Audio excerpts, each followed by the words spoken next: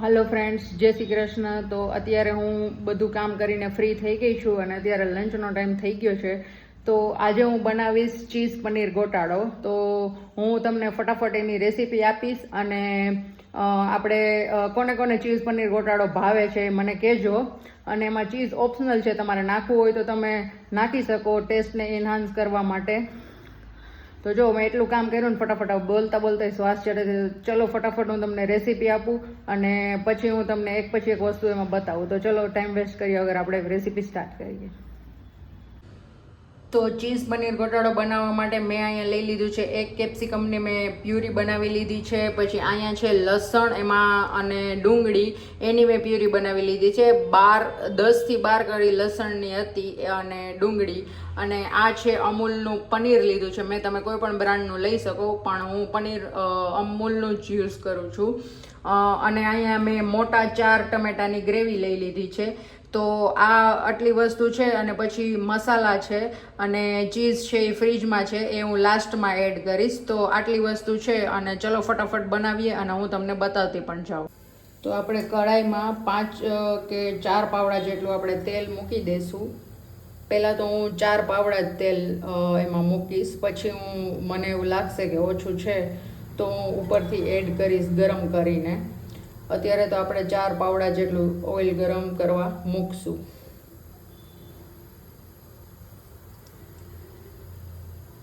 તો ઓઇલ ગરમ થઈ જાય પછી આપણે એમાં એડ કરશું મસાલા. તો હવે આપણું તેલ ગરમ થઈ ગયું છે અને હવે જો એમાં મેં એડ કર્યું છે જીરું. જીરું તતડી જાય પછી આપણે એમાં એડ કરશું હિંગ.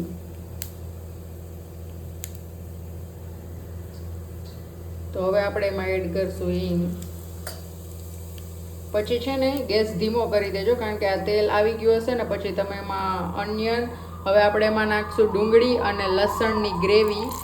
તો એ તમને છાંટા ઉડી શકે છે, તો ગેસ ધીમો કરીને પછી જ નાખવાનું. જો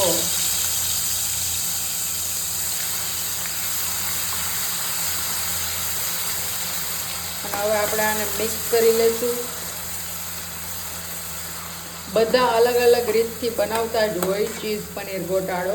તો હું આ રીતથી બનાવું છું. ઘણા લોકો આમાં લસણ અને ડુંગળીની ગ્રેવીમાં કાજુ પણ એડ કરતા હોય, પણ મને કાજુ નથી ભાવતા એટલે અમે લોકોએ એડ નથી કર્યા. અને મારા ઘરમાં પણ બધા લોકોને નથી કાજુ આમાં પસંદ, એટલે અમે નથી કર્યા. તમને ગમે તો તમારે એડ કરવાના. તો હવે આપણે આને 2 મિનિટ સુધી ચડવા દેશું, જેથી કરીને આનો કાચો જે ટેસ્ટ છે એ નીકળી જાય. અને પછી આપણે એમાં એડ કરશું મરચાંની ગ્રેવી, મતલબ કેપ્સિકમની જે ગ્રેવી કરી છે ને એ એડ કરશું. લસણ અને ડુંગળીની ગ્રેવી છે એ 2 મિનિટ સુધી આપણે એને ચડવા દીધી છે. અને હવે આપણે એમાં એડ કરશું આ કેપ્સિકમની પ્યોરી. એને પણ આપણે 2 મિનિટ સુધી ચડવા દઈશું અને સારી રીતે મિક્સ કરી લેશું. અને પછી આપણે એમાં એડ કરશું જે ટમેટાની પ્યુરી છે એ. એટલે મસ્ત રીતે ગ્રેવી મિક્સ થઈ જાય પછી આપણે એમાં બધા મસાલા એડ કરશું. અને લાસ્ટમાં હવે આપણે એડ કરશું ટમેટાની ગ્રેવી.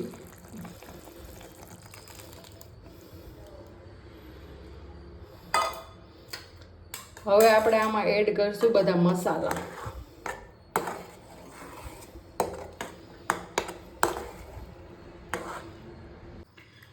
તો હવે આપણે મસાલા એડ કરશું. તો પહેલાં તો હું નિમક એડ કરીશ. પછી હું એડ કરીશ એમાં ધાણા જીરું.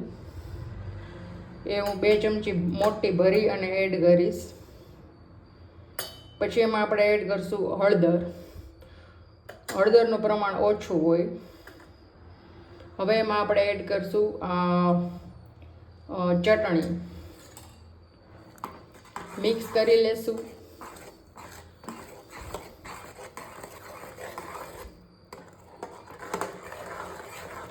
હવે ગાઈઝ આમાં હું એડ કરીશ પનીર ટીકાનો મસાલો.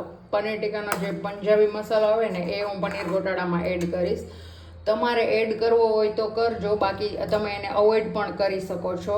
પણ અમારા ઘરમાં બધાને એ પનીર ટીકાનો મસાલો આમાં નાખેલો હોય તો બહુ ભાવે, એટલે હું એડ કરું છું. તો મેં 1 ચમચી ભરીને આ પનીર ટીકાનો મસાલો મેં એડ કર્યો છે. હજી હું થોડોક એવો મસાલો એડ કરીશ, આટલો. હવે હું આમાં ગરમ મસાલો એડ નહીં કરું, પણ તમે ગરમ મસાલો એડ કરજો, કારણ કે બહુ વધારે તીખું અમારા ઘરમાં પછી મારા હસબન્ડને એ લોકોને બહુ ન ભાવે, બહુ તીખું નથી ખાઈ શકતા.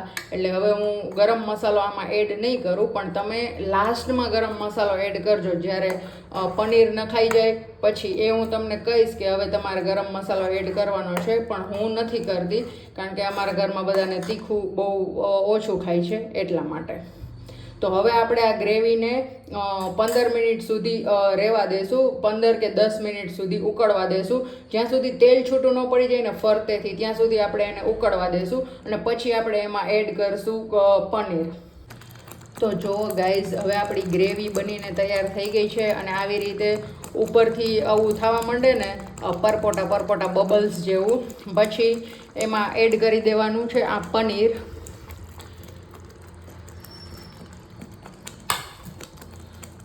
તો આ પનીર હું આખું આમાં એડ કરી દઈશ, અને આને મસ્ત રીતે મિક્સ કરી લેશું આપણે. આ ટાઈમે તમને જો એવું થતું હોય તો ગેસ બંધ કરી દેવાનો, કારણ કે તમને છાંટા ઉડવાની શક્યતા રહી શકે, અને છાંટા ઉડે ને તમે દાજી જાઓ. અને આ બધું પનીર મેં એડ કરી દીધું છે આમાં, અને હવે આપણે મિક્સ કરી લેશું. અને પછી હવે હું ઉપરથી આમાં ઉમેરીશ ચીઝ. જો લુક લાઈક કેવું ટેમ્પટિંગ લાગે છે એકદમ. જો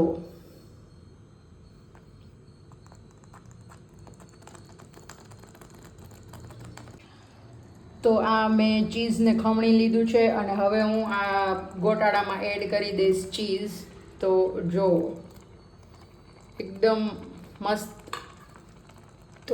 મસ્ત આપણો પનીર ચીઝ ગોટાળો બની અને રેડી થઈ ગયો છે. અને હવે હું આમાં ઉપરથી એડ કરી દઈશ ધાણા, અને હવે આપણે આ ટાઈમે આપણે ગેસની ફ્લેમ ઓફ કરી દેવાની છે. તો હવે હું આમાં ધાણા નાખીને પછી લાસ્ટમાં તમને હું બતાવી દઉં. તો જુઓ, તમને પણ મોઢામાં પાણી આવી ગયું ને આ પનીર ચીઝ ગોટાળો જોઈને. લુક લાઈક પણ મસ્ત લાગે છે, અને ખાવામાં પણ ટેમ્પટિંગ, પણ દેખાવા જેવો છે કે મોઢામાં પાણી આવી જ જાય. જો મોઢામાં પાણી આવી ગયા હોય ને તો કમેન્ટ કરજો. અને હવે આપણે આ લીલા ધાણા નાખી અને ગાર્નિશ કરી દઈએ છીએ. તો રેડી છે આપણો પનીર ચીઝ ગોટાળો. આવી જાઓ તમે પણ ખાવા. એકવાર ઘરે આવી રીતે ટ્રાય કરજો. બધા અલગ અલગ રીતથી બનાવતા હોય, પણ અમારા ઘરમાં આવી રીતે ખવાય છે. અને આપણે બધાના ટેસ્ટ અકોર્ડિંગ, આપણા ઘરના સભ્યોના ટેસ્ટ અકોર્ડિંગ જ બનાવવું જોઈએ. જો મેં કેમ કીધું કે અમારા ઘરમાં કોઈ ગરમ મસાલો મતલબ તીખો લાગે તો મેં ન એડ કર્યો, તમને બધાને ભાવતો હોય તો તમારે એડ કરવાનો. તો ચલો હવે હું બતાવી દઉં કે આજે મેં જમવામાં શું શું બનાવ્યું છે. તો પનીર ચીઝ ગોટાળો છે.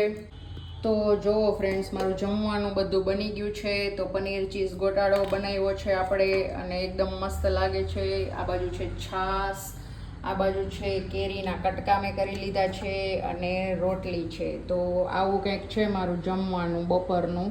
અને પાપડ હું અત્યારે ભેજવાળું વાતાવરણ છે એટલે જમવા બેસીએ ને ત્યારે જ હું શેકીશ. તો તમે શું બનાવ્યું છે બપોરે લંચમાં એ મને કોમેન્ટ કરજો. બાય. અને ગાઈઝ, અત્યારે જમી અને ફ્રી થઈ ગયા છીએ, અને તમે મને આ રેસીપી કેવી લાગી એ મને કમેન્ટમાં કહેજો. અને જો તમને ગમે તો લાઈક કરજો, શેર કરજો, સબસ્ક્રાઈબ કરજો. અને મળીએ એક નવી રેસીપી સાથે. એટલે નવી એટલે કે અમે અમારા ઘરમાં જે બનાવતા હોય એ જ હું તમને બતાવું છું. અને મને શોખ છે રસોઈનો, તો મેં કીધું આપણે યુટ્યુબમાં પણ મૂકીએ, ચેનલ બનાવી છે. તો એટલા માટે તમને ગમે તો લાઈક કરજો, શેર કરજો. મળીએ નવા વિડીયોમાં. ત્યાં સુધી જય શ્રી કૃષ્ણ.